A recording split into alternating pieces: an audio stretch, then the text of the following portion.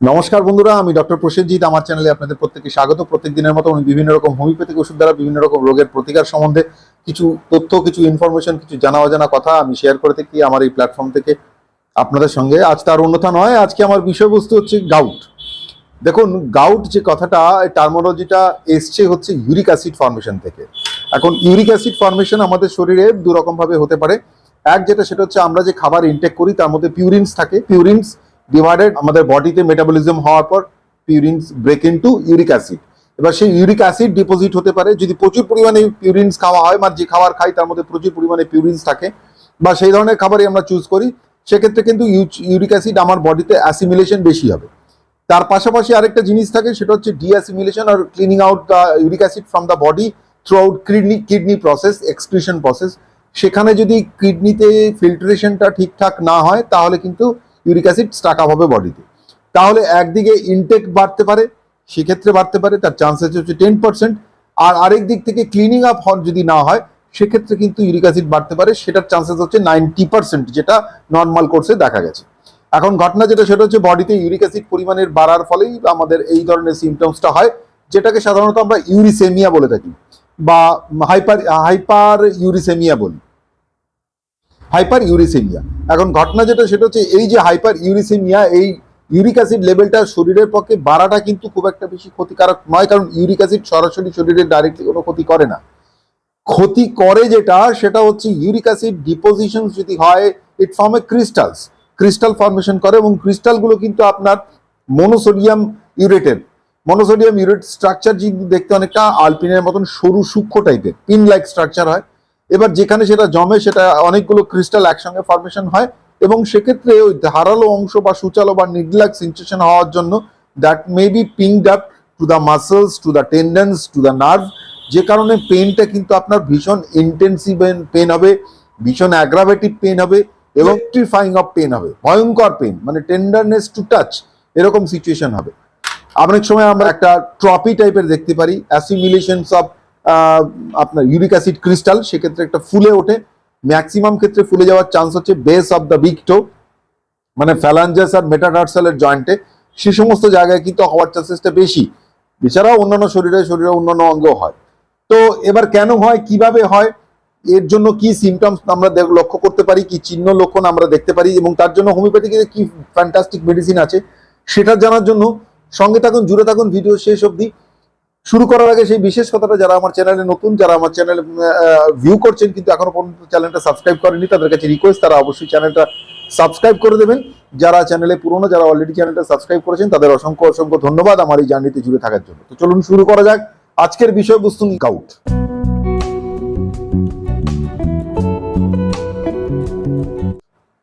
তো গাউট বলতে গেলে আমি ইন্ট্রোতে অলরেডি বলে ফেলেছি যে আপনার অ্যাসিমিলেশনস অফ ইউরিক অ্যাসিড, এই অ্যাসিমিলেশন অফ ইউরিক অ্যাসিড কিন্তু আপনার বেসিক্যালি বডিতে যদি পিউরিনস ইনটেক বেড়ে যায় তখন থেকে হতে পারে, অথবা যদি কিডনি ফাংশনিং এ ফিল্ট্রেশনের থ্রু দিয়ে ইউরিক অ্যাসিড যদি বডি থেকে এক্সক্রিশন ঠিকঠাক না হয় সে কারণে হতে পারে। এবার দুটোর মধ্যে ম্যাক্সিমাম চান্সেস হচ্ছে যদি ফিল্ট্রেশন ঠিকঠাক না হয় এক্সক্রিশন প্রসেসে, সেক্ষেত্রে 90% চান্স আছে বডিতে ইউরিক অ্যাসিড লেভেল বেড়ে যাবে, রাইট। এছাড়া আপনি যদি প্রচুর পরিমাণে ইনটেক করতে পারেন সেক্ষেত্রেও কিন্তু ইউরিক অ্যাসিড বাড়তে পারে, কিন্তু তার চান্সেস হচ্ছে 10%। এটা তো গেল what it is, where it is. বডিতে সিরাম ইউরিক অ্যাসিড লেভেল বেড়ে যাওয়া, এবং সেটা আমরা কি করে টেস্ট করতে পারি, তোমার হচ্ছে ব্লাড সিরাম যদি চেক করা যায় তাতে ইউরিক অ্যাসিড লেভেল আমরা দেখতে পারি। এখানে একটা খুব গুরুত্বপূর্ণ জিনিস, অনেক সময় দেখতে পাওয়া যায় ইউরিক অ্যাসিড লেভেল যদি কারোর বেড়েও থাকে সেক্ষেত্রেও তার গাউট হয় না, গাউট ম্যানিফেস্টেশন দেখতে পাওয়া যায় না। আবার কিছু কিছু মানুষ এরকম আছে যাদের ইউরিক অ্যাসিড কিন্তু লো লেভেল, কিন্তু তার ইউরিক অ্যাসিড ম্যানিফেস্টেশন আছে, মানে সিমটমস গুলো কিন্তু ইউরিক অ্যাসিডের দেখতে পাওয়া যায়।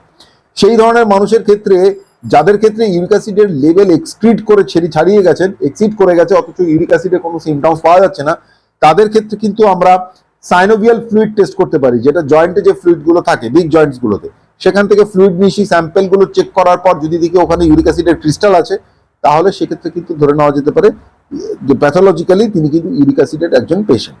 এছাড়া আমরা আল্ট্রাসোনোগ্রাফি করতে পারি বিগ জয়েন্টস গুলোতে, সেক্ষেত্রে আমরা ইউরিক অ্যাসিডের ক্রিস্টাল দেখতে পারি, তবে এক্সরে করলে পরে কিন্তু ইউরিক অ্যাসিডের ক্রিস্টাল কোনো রকম ভাবে এর ইন্টিমেশন পাবো না।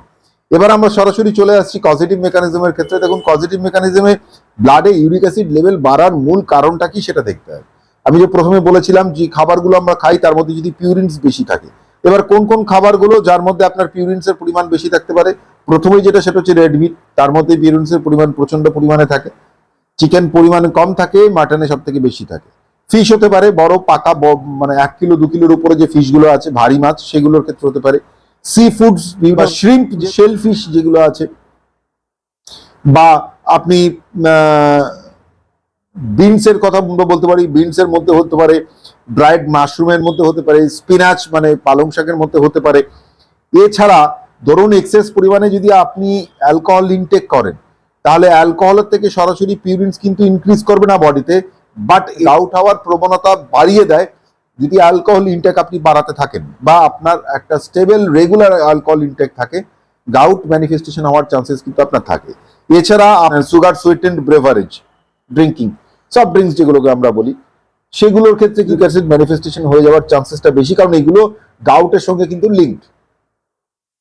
এটা তো গেল ফুড। এবার সাম ডিজিজ কন্ডিশন, বডিতে ধরুন এরকম কোনো ক্রনিক ডিজিজ কন্ডিশন রয়েছে, যে ডিজিজ কন্ডিশন গুলোর জন্য কিন্তু আপনার গাউট ম্যানিফেস্টেশন হতে পারে। যেমন ধরুন যদি আপনার কিডনি ডিসফাংশনিং থাকে, কিছুক্ষণ আগে বলছিলাম কিডনি ডিসফাংশনিং হয়, তাহলে কিন্তু বডিতে ইউরিক অ্যাসিড ডিপোজিশন বাড়বে, সেটা 90% চান্সেস আমরা আগেই বলছিলাম। তাহলে কিডনি ডিসফাংশনিং কেন হয়? যদি সুগার বডিতে থাকে এবং ক্রনিক সুগার থাকে, তার মানে ডায়াবেটিক পেশেন্ট হতে পারে, রাইট? মেটাবলিক সিনড্রোমস, হাইপারটেনশন, বিপির সমস্যা যদি থাকে, অ্যাবডোমিনাল ওবেসিটি মানে ভারী শরীরে ওবেসিটি বেড়ে যায়, ইনসুলিন রেজিস্ট্যান্স যদি তৈরি হয়ে যায়, বা ধরুন অ্যাবনর্মাল লিপিড লেভেল ইনক্রিজ করে বডিতে। লিপিড লেভেল ইনক্রিজ করার যথেষ্ট কারণ শরীরে আছে, আমাদের খাওয়া দাওয়াটাও দেখতে হবে। বা ধরুন সোরিয়াসিস হলো, বা ধরুন হেমোলাইটিক অ্যানিমিয়া হলো, এই সমস্ত যদি ডিজিজ ম্যানিফেস্টেশন থাকে, these are all chronic disease manifestation, এই কারণে কিন্তু গাউট ম্যানিফেস্টেশন বডিতে এক্সট্রা করে অ্যাডেড আপ হয়ে যেতে পারে, অ্যাড অন, রাইট? এবার আসছি, যদি দেখতে পাওয়া যায় যে একটা পজিটিভ ফ্যামিলি হিস্ট্রি রয়েছে, মানে গাউট ম্যানিফেস্টেশন আপনার হিস্ট্রিতে রয়েছে জেনেটিক, তাহলে কিন্তু আপনার প্রবল চান্স রয়েছে আপনার ক্রসিং দ্য 40। ওবেসিটি যাদের ইনক্রিজ করতে থাকে তাদের চান্সেস বেশি থাকে, more susceptibility for that particular cases. Males are more prone to developing the uric acid than female, having menopause, complete menstruation cycle, মেনোপজের পরে কিন্তু আপনার গাউট হয়ে যাওয়ার চান্সেস অনেক বেশি থাকে।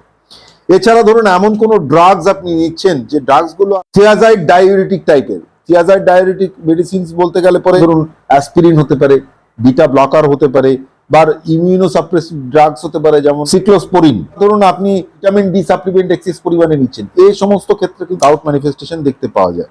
বা ধরুন কোনো ফিজিক্যাল ট্রমা আপনার হয়েছে যেখানে গাউট হয়েছে, বা ধরুন আপনি রিসেন্টলি কোনো রকম কোনো অপারেশনের মধ্যে দিয়ে গেছেন, সার্জারি, রিসেন্ট সার্জারি, সেক্ষেত্রে কিন্তু গাউট ম্যানিফেস্টেশন হতে পারে, সেটা মেকানিক্যাল কজের মধ্যে।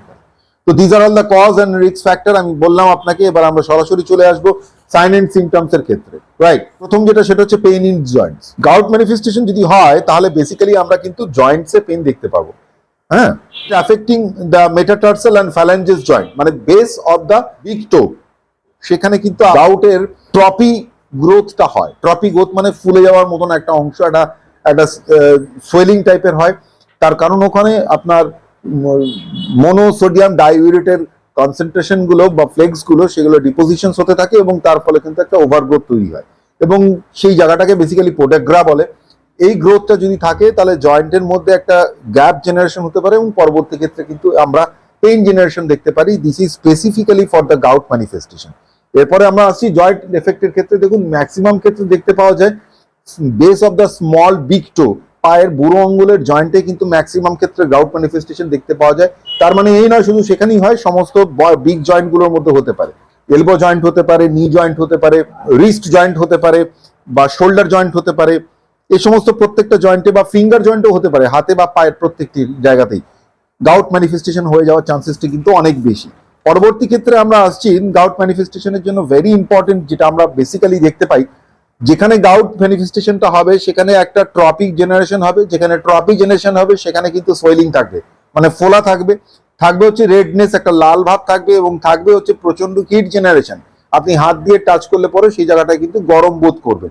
আর একটা টেন্ডারনেস থাকবে। টেন্ডারনেস মানে হচ্ছে ধরুন সেনসিটিভ হয়ে যাবে জায়গাটা, মানে টেন্ডারনেস হওয়ার ফলে লিগমেন্টটা স্টিফনেসে চলে আসবে, মানে আপনি সচরাচর চটপট মুভমেন্ট করতে পারবেন না হাতে বা পায়ে, যেখানেই গাউট ম্যানিফেস্টেশন আছে। এবং সামান্য টাচে ভয়ঙ্কর যন্ত্রণা ব্যথা শুরু হয়ে যাবে, এবং যন্ত্রণা ব্যথা হওয়ার সময়টা কিন্তু ম্যাক্সিমাম ক্ষেত্রে রাত্রেবেলার পরে।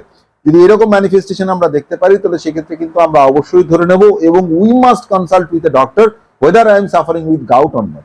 ওকে, প্যাথোফিজিওলজি অফ ইউরিক অ্যাসিডের ক্ষেত্রে যে ক্রিস্টাল ফর্মেশনটা হয় ব্লাডে ইউরিক অ্যাসিডের পরিমাণটা বাড়লে ইউরিক অ্যাসিডের লেভেলটা আমরা জানি সেটা হচ্ছে 3.5 থেকে 7.2 এর মধ্যে থাকাটা বাঞ্ছনীয়। যদিও 7.2 এর আগেই আমাদের অনেক সময় পেন জেনারেশন শুরু হয়ে যায়, সেক্ষেত্রে ক্রিস্টাল ফর্মেশন হয়েছে কিনা that has to be check down by the pathological tests. এবার যদি দেখা যায় যে আমার ইউরিক অ্যাসিড লেভেলটা ইনক্রিজ করে গেছে, দ্যাট মিনস আমি বডিতে পিউরিনস ইনটেক বেশি করছি। দুটো কারণে হতে পারে, either accumulations or intake or the overproductions of uric acid that is caused by the purines intake, or else decreasement of elimination of uric acid throughout the kidney যদি সেক্ষেত্রে হয় সেটার চান্সেস অনেক বেশি, 90% কেসেসে সেটা এরকম দেখতে পাওয়া যায়। বেসিক্যালি যেটা হয় সেটা হচ্ছে মনোসোডিয়াম ইউরেট যে ক্রিস্টালটা, সেই ক্রিস্টাল ফর্মেশন হয় বিভিন্ন রকম জয়েন্টে and causing the pain in the joints, বিশেষ করে base of the big toe joints of feet, আর এছাড়া অন্যান্য জয়েন্টস গুলোতেও হয় এবং the soft tissue around the joints, সেক্ষেত্রে কিন্তু ওই ক্রিস্টাল ফর্মেশনের ফলে পেন হতে পারে। এবার অনেক সময় এটা হয় যদি হাই ইউরিক অ্যাসিড লেভেল বা হাইপার ইউরিসেমিয়া হতে থাকে ব্লাডের মধ্যে, সেক্ষেত্রে কিন্তু the same crystal may be deposited in the kidney and causing the kidney stone. এবং ইউরিক অ্যাসিড কিডনি স্টোনটা কিন্তু আপনার ব্ল্যাকিশ টাইপের, ব্ল্যাকিশ ও গ্রেইশ নেচার হয়, রাইট? এটা ডিফারেন্সিয়েট যে ক্যালসিয়াম স্টোনের থেকে। This are all the pathophysiology. Complications এর ক্ষেত্রে বলতে পারা যায় যদি if it is not been treated properly তাহলে সেক্ষেত্রে যেটা হবে সেটা ইরোশন তৈরি হবে জয়েন্টস এর মধ্যে, একটা পেন সিচুয়েশন হবে, ডিস্ট্রাকশনস হয়ে যাবে, ড্যামেজ হতে পারে জয়েন্টস এর, ডিফরমেশন হবে, স্ট্রাকচার ওভারগ্রোথ, ট্রফি তৈরি হবে। ট্রফি যদি তৈরি হয় তাহলে একটা এক্সট্রা ওভারগ্রোথ তৈরি হবে, এই ওভারগ্রোথের ফলে কিন্তু জয়েন্ট বেন্ড বা ডিসঅ্যাসিমিলেশন বা ডিফরমেশন হয়ে যেতে পারে জয়েন্টের, রাইট?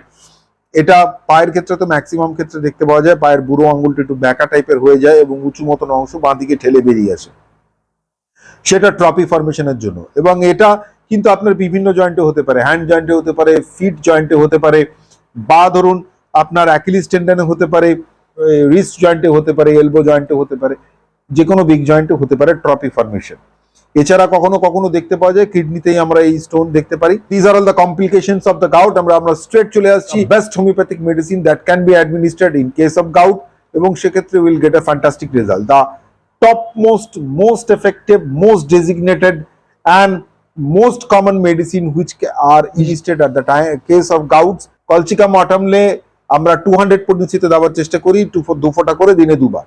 কিরকম সিচুয়েশনে দিই দেখুন, আপনার বিগ জয়েন্ট, বিগ টো জয়েন্টের বেসে হতে পারে, এছাড়া যে কোনো বিগ জয়েন্টে যদি এই ধরনের ট্রপি ফর্মেশন হয়, সঙ্গে টেন্ডারনেস থাকবে, এক্সেসিভ পেন থাকবে, এবং কলচিকাম অটামলে যদি আপনি ইউজ করেন সেক্ষেত্রে খুব দ্রুত পেন রিলিফ হয়ে যাচ্ছে, দ্রুত সোরনেস রিলিফ হয়ে যাচ্ছে, দ্রুত সোয়েলিং রিলিজ হচ্ছে, স্টিফনেস অফ দ্য জয়েন্ট, মানে যে জয়েন্টে আপনার গাউট ফর্মেশন হবে তার জয়েন্টে স্টিফনেস থাকবে, মুভমেন্টের রেস্ট্রিকশন হয়ে যাবে।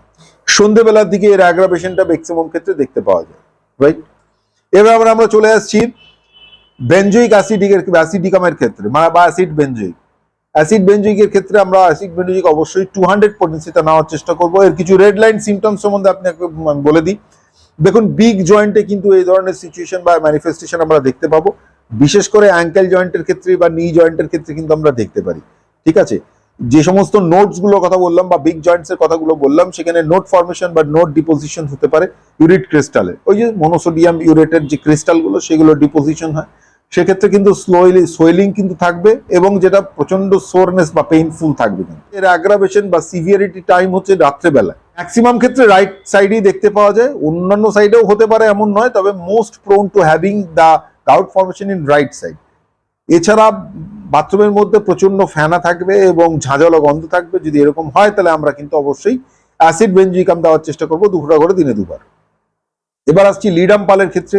Ledum pal one of the most designated medicine in case of gout affecting in ankle, hand and fit.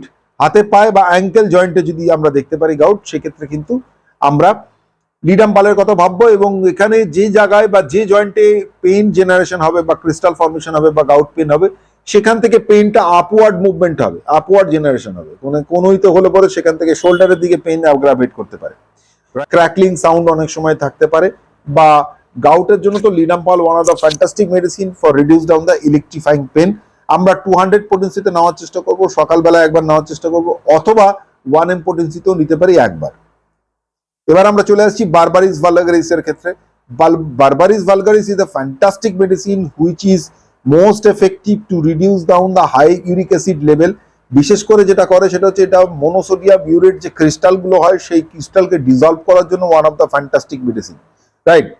Kidney স্টোনও ডিজলভ করে এবং কিন্তু আপনার জয়েন্ট পেনে জয়েন্ট স্টোনগুলো ডিজলভ করে, মানে বেসিক্যালি ইউরিক অ্যাসিডের যে ক্রিস্টালগুলো সেটা ডিজলভ করার জন্য one of the fantastic medicine. এর যে সেডিমেন্টেশনটা হয় সেটা স্যান্ডি লাইক সেডিমেন্টেশন বা স্লিমি সেডিমেন্টেশন দেখতে পাওয়া যায়, রাইট।